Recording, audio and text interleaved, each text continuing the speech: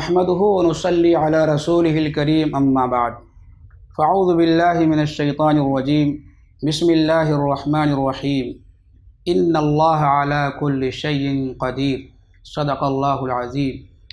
گرامی قدر معزز حاضرین، ہم سنتے ہیں اور سنتے رہتے ہیں، اللہ کرے سننا سنانا باقی رہے، چونکہ حق کو سنایا ہی جا سکتا ہے۔ زندگی میں حق بات کو لانے کے لیے سننے ہی کا راستہ ہے۔ اللہ رب العزت نے فرشتے جبرائیل کے ذریعے سے سنایا ہے، اور حضرت امام الانبیاء حضرت محمد الرسول اللہ صلی اللہ علیہ وسلم نے سنایا ہے صحابہ کو۔ پنکھا چلتا رہتا ہے، اس پر تقریر کرنے کی ضرورت نہیں ہے، چونکہ وہ مشاہدہ ہے کہ یہ پنکھے کے اندر ہوا نکلتی ہے، آدمی دیکھ رہا ہے، بٹن دبایا ہے تو ہوا چل رہی ہے، ہوا آ رہی ہے، اور سوئچ آف کر دیا تو ہوا رک گئی۔ اس کو سمجھانے کے لیے ہمیں تقریر کی ضرورت نہیں ہے، بیان کی ضرورت نہیں ہے، بس وہ تو آنکھوں سے دکھ رہا ہے۔ مشاہدے میں ایک انسان اور جانور برابر ہیں کہ ہرا چارہ اگر بھینس کو دکھایا جائے تو قریب آ جائے، اور ڈنڈا دکھایا جائے تو دور ہو جائے، کہ انسان کو بھی اگر کھانا اور پیسہ دکھایا جائے تو قریب آ جائے، اور ڈنڈا اور ہتھیار دکھایا جائے تو دور ہو جائے۔ اس میں تو انسان اور جانور برابر ہیں۔ وہ کیا چیز ہے جو فرق کرنے والی ہے انسان اور جانوروں کے درمیان میں؟ تو وہ چیز دین اور ایمانیات سے تعلق رکھتی ہے، عقائد سے تعلق رکھتی ہے۔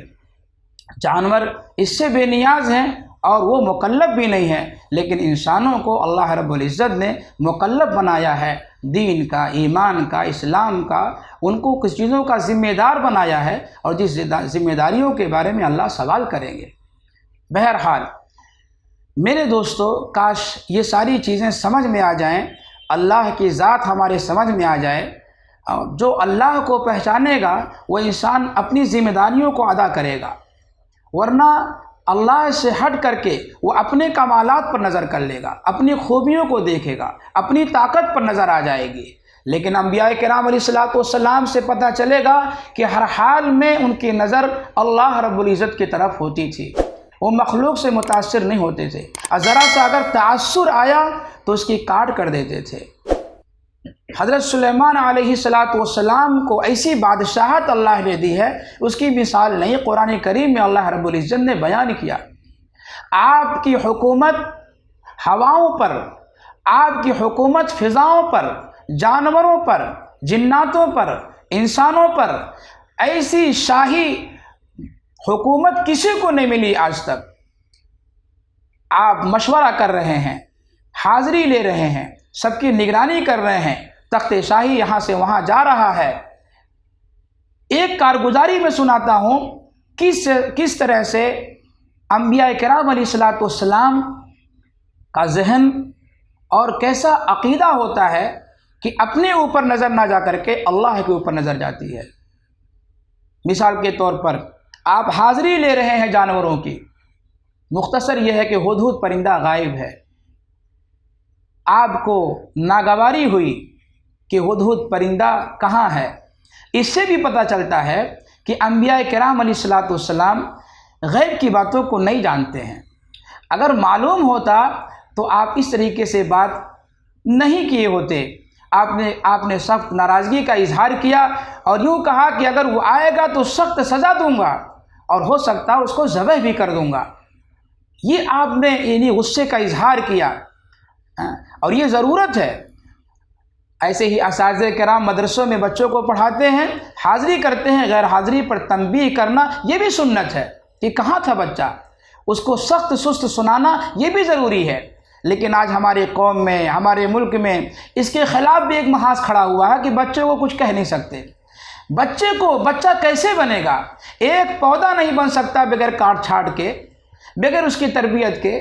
ہم اولاد کی کیسے اصلاح کر سکتے ہیں بغیر ڈانٹ ڈپٹ کے، بغیر اس کو کچھ سکھائے؟ ایک مکان نہیں بن سکتا، کوئی چیز صحیح رہ ہی نہیں سکتی ہے جب تک اس کی تنبیہ نہ ہو، نگرانی نہ ہو، چہ جائے کہ اولاد کی اصلاح نہیں ہو سکتی ہے۔ اس لیے تعلیم ہے، اسلامی تعلیم ہے کہ بچہ 7 سال کا ہو جائے تو اس کو دین سکھائیے، اس کو نماز سکھائیے، اور 10 سال کا ہو جائے تو ہلکی ضربیں لگائیے۔ یہ اسلام کی تعلیم ہے۔ تو حضرت سلیمان، خلاصہ یہ حضرت سلیمان علیہ السلام کا واقعہ سنا رہا تھا۔ ہدہد پرندہ کہاں تھا؟ وہ آیا دیر سے، لیکن ایک عجیب و غریب تقاضا لے کر کے آیا۔ اس سے پتہ چلتا ہے دین کی اہمیت۔ کوئی اگر تقاضا لائے، کوئی عذر بیان کرے، معذرت چاہے تو اس کی بات سننی بھی چاہیے۔ یہ نہیں کہ اٹھایا ڈنڈا اور مارنا شروع کر دیا۔ ہاں کہاں تھے؟ اب ہدہد پرندہ کہہ رہا ہے کہ میں تو ایسی جگہ سے آیا، ایسی بستی سے آیا کہ جہاں آپ کے خلاف ایک محاذ ہو رہا ہے، جہاں لوگ سورج کی پوجا کر رہے ہیں، یہ ہو رہا وہ ہو رہا ہے۔ اب حضرت سلیمان علیہ السلام سب کچھ بھول گئے، اس کو سزا دینا بھول گئے، اس کو ذبح کرنا بھول گئے، معاملہ کچھ اور ہو گیا۔ معاملہ یہ ہوا کہ بھائی اس حکومت کو، اس تخت کو کون جلدی سے میرے پاس لا سکتا ہے؟ سارا پروگرام ختم۔ اب یہیں یہ بھی ایک سبق ملا کہ اگر کوئی اہم تقاضا آ جائے، کسی کے ذریعے سے معلوم ہو جائے، اور جتنے ہی ضروری ہو اس کی فکر کرنی چاہیے۔ ایمرجنسی جب کوئی مریض آ جاتا ہے تو پھر ڈاکٹر کی توجہ ادھر ہو جاتی ہے کہ اس کا بچانا سب سے پہلے ضروری ہے۔ اگر اس کو انجیکشن نہ لگا تو بڑا نقصان ہو جائے گا۔ اب ایمرجنسی مریض کا بھی سن لیجئے۔ ایمرجنسی جو مریض جاتے ہیں تو ڈاکٹر سب سے پہلے دستخط کراتے ہیں۔ کس چیز کا؟ کہ ہم ڈاکٹر ہیں، خدا نہیں ہے، دستخط کر دیجئے۔ کہ کوئی حادثہ پیش آ جاتا ہے تو کوئی توڑ پھوڑ نہیں کرنا، کوئی ہنگامہ نہیں کرنا۔ کیوں؟ اس لیے کہ ہم ڈاکٹر ہیں، ایک انسان ہے، موت حیات کا مالک تو اللہ ہے۔ وہ ڈاکٹر دستخط کرا کے یہ دعوت دینا چاہتا ہے کہ ہمیں ڈاکٹر ہی ماننا، مجھے رب اور اللہ مت ماننا، اللہ کے ہاتھ میں سب کچھ ہے۔ یہی نظر سب کی جانی چاہیے۔ تو وہ فارم میں یہی کہا جاتا ہے کہ اللہ ہی اگر زندگی دیں گے تو زندگی ملے گی، اللہ شفا دیں گے شفا ملے گی، ورنہ ایمبولینس سے چلے جائیں گے، اور جاتے رہتے ہیں لوگ۔ خلاصہ یہ ہے، تقاضا دیکھا جائے، ہدہد پرندہ تقاضا لایا تو آپ نے کہا تخت بلقیسی کو لے کے آؤ جلدی سے۔ کہاں صنع ابر ہے؟ کہاں بیت المقدس ہے؟ تو ایک نے کہا کہ حضرت مجلس کو برخاست ہونے سے پہلے وہ تختہ حاضر ہوتا ہے۔ ایک نے کہا، آپ نے کہا اور جلدی چاہیے، کیا حکومت ہے؟ تو یوں کہا ایک نے، حضرت آپ کے اٹھنے سے پہلے وہ تختہ موجود ہوگا۔ آپ نے کہا اور جلدی لاؤ۔ ایک نے کہا، اور وہ کون تھا؟ آصف بن برخیہ، حضرت پلک جھپکنے سے پہلے وہ تختہ یہاں حاضر ہو رہا ہے۔ کہاں؟ ٹھیک ہے۔ اور واقعی ایسا ہوا، کیا قرآن ہے؟ تختہ حاضر ہو گیا پلک جھپکنے سے پہلے۔ اس کے بعد یہ شاہانہ زندگی اور شاہی حکومت، پھر آپ نے یہ سب کچھ ہونے کے بعد دیکھا۔ خلاصہ یہ ہے، آپ نے کہا ھذا من فضل ربی، یہ میرے رب کا فضل ہے، جس کو لوگ اسٹیکر بنا کر کے کوئی گاڑی میں، کوئی موٹر سائیکل پر، کوئی گھر میں، کوئی دروازے کے اوپر لگاتے نا، ھذا من فضل ربی۔ یہ حضرت سلیمان علیہ السلام کا وہ جملہ ہے۔ جب تختہ آیا تو آپ نے کہا یہ میرے رب کا فضل ہے، سلیمان کا کوئی کمال نہیں ہے۔ نظر جانی چاہیے اللہ پر، اور ذرا سی اگر نظر کسی کی دائیں بائیں ہوئی ہے تو اللہ کی فوراً پکڑ بھی آ گئی، اس پہ گرفت بھی ہوئی ہے۔ مثال کے طور پر آپ حضرات جانتے ہوں گے، حضرت سلیمان علیہ السلام نے اپنے اچھے جذبے کے ساتھ نکاح کیا، اور یہ کہا کہ ہم 100 نکاح کریں گے اور 100 مجاہد تیار ہوں گے۔ کتنا پیارا جملہ ہے اور پیاری نیت ہے، اور باوجود کہ نبوت کی استعداد کے ساتھ ہے اور حکومت بھی ساتھ میں ہے، کیا طاقت اللہ نے دی ہوگی کہ 100 نکاح کریں گے، 100 مجاہد تیار ہوں گے۔ جذبہ اچھا ہونا چاہیے کہ بھی شادی ہوں گے، اچھی اولاد ہوگی تو ہم ان کو نیک بنائیں گے، ان کو صالح بنائیں گے، ان کو قوم کا خادم بنائیں گے، ان کو دین کا محافظ بنائیں گے۔ یہ نیتیں ہونی چاہیے نکاح کے ضمن میں کہ ہماری اولادیں ہوں تو یہ نیت ہو۔ یہ بھی حضرت سلیمان علیہ السلام نے ہم کو بتا دیا قیامت تک آنے والے انسانوں سے کہ یہ نیت کرا کرو۔ بہرحال نیت بہت اچھی، لیکن آپ نے انشاءاللہ نہیں کہا کہ اگر اللہ چاہے گا تو 100 مجاہد تیار ہوں گے۔ اللہ کی شان، کسی کے 100 شادیاں کی، 100 سے آپ نے ملاقات کی، لیکن بچہ حمل میں قرار نہ پایا۔ ایک بچے نے حمل میں قرار پایا، ایک بچہ رکا ایک بیوی سے، وہ بھی ادھورا بچہ وقت سے پہلے جو ہے ساقط ہو گیا۔ دائی آئی، کپڑے میں لپیٹ کر کے، لیجئے صاحب یہ آپ کا بچہ ہے۔ دکھانا ہے کہ سلیمان تمہارے ارادے سے کچھ نہیں ہوگا، تمہارے چاہنے سے کچھ نہیں ہوگا، تمہاری مرضی سے کچھ نہیں ہوگا، ہم چاہیں گے، یعنی رب چاہے گا، اللہ چاہے گا، جو آپ سب کا معبود ہے، تبھی آپ کو بچہ ملے گا۔ بچہ دینے والے تو اللہ ہیں، یہ ہمارا عقیدہ ہونا چاہیے، اللہ دینے والے ہیں، اگر اللہ چاہے گا تو وہ ہوگا۔ آپ انشاءاللہ بھول گئے،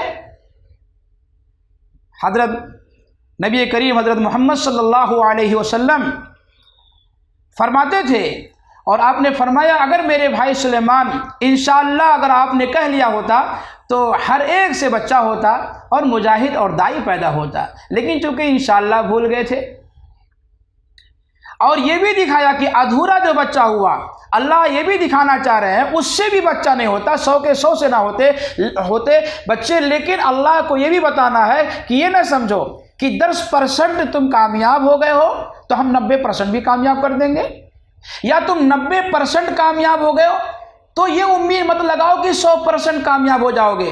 بچہ قرار پا لیا پیٹ کے اندر تو آپ کو خوش ہونے کی ضرورت نہیں کہ الٹرا ساؤنڈ کرا لیا، بچہ 4 مہینے کا آ گیا، حرکت پیٹ میں ہو رہی ہے، ابھی بھی خوش ہونے کی ضرورت نہیں ہے، اللہ چاہیں گے تو ہی صحیح سلام بچہ ہوگا۔ اور حضرت سلیمان کے واقعہ سے پتہ چل گیا کہ بچہ حمل میں آیا، بچے کی زندگی بھی ملی، لیکن ہونے سے پہلے فوت ہو گیا، ختم ہو گیا بچہ۔ تو کسی بھی % پر بھی آ کر کے آدمی 99% پہ آ کر کے بھی آدمی نہیں فیصلہ کر سکتا کہ ہم کامیاب ہو گئے ہیں، آخر میں آ کر کے ناکام کر کے دکھا دیں گے۔ بہت سارے واقعات ہیں اس کے، اور یہی واقعہ ہمارے نبی امام الانبیاء، اللہ کے پیارے نبی، ہم سب کے محبوب حضرت محمد الرسول اللہ صلی اللہ علیہ وسلم سے جب سوال کیا گیا روح کے متعلق اس کی کیا حقیقت ہے، ذوالقرنین کے متعلق اس کی کیا حقیقت ہے، اصحاب کہف کا کیا قصہ ہے، آپ نے کہا ہم کل بتائیں گے، آپ بھی انشاءاللہ بھول چوک ہو گئی، اور یہ ہم سب کی تربیت کے لیے ذرا سا ذہول ہو گیا، چوک ہو گئی، آپ انشاءاللہ نہیں کہے، کئی دن تک مسلسل وحی نازل نہیں ہوئی اور اس کا بڑا چرچا مکہ کے اندر رہا، تو آخر میں یہی تربیت دی گئی کہ آپ انشاءاللہ کہنا بھول گئے۔ انشاءاللہ اگر کہہ لیتے اللہ چاہیں گے تو کل انشاءاللہ اس کا جواب دے دیں گے، لیکن آپ سے ذہول ہوا تو تربیت کرتے تھے ذرا سا۔ تو ہر وقت نظر پیغمبر ہوں یا اولیاء اللہ ہوں، صحابہ ہوں، ہر ایک کی ہدایت یہی ہے کہ ہر حال میں وہ اللہ رب العزت کی طرف جو ہے اس کو سپرد کرے، اللہ تعالیٰ کی طرف نسبت کر دے، یہی ایمانیات ہیں، یہی اصل چیز ہے۔ اللہ کی ذات سے ہونے کا یقین ہی اصل ہے کہ اللہ ہی کرنے والے ہیں، اور نہ کسی سے آج تک نہ کچھ ہوا ہے، نہ ہو رہا ہے، نہ قیامت تک، نہ قیامت کے بعد کبھی بھی کچھ ہو سکتا ہے۔ بس یہ مزاج بنانا، یہ ذہن بنانا ہے۔ اللہ تعالیٰ کہنے سننے سے بہت زیادہ دین کی باتوں کو سمجھ کر عمل کرنے کی توفیق نصیب فرمائے۔ وآخر دعوانا ان الحمد للہ رب العالمین، فجزاکم اللہ خیر الجزاء فی الدنیا والآخرہ۔